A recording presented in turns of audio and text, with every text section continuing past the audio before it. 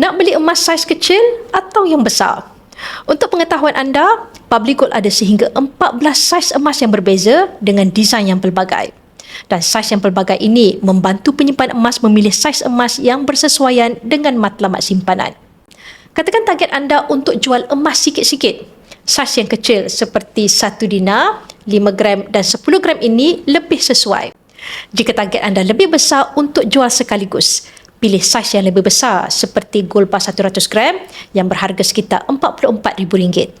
Jika ada wang tunai yang cukup, anda boleh terus membuat belian emas ini untuk anda simpan sendiri di rumah atau di safe deposit box.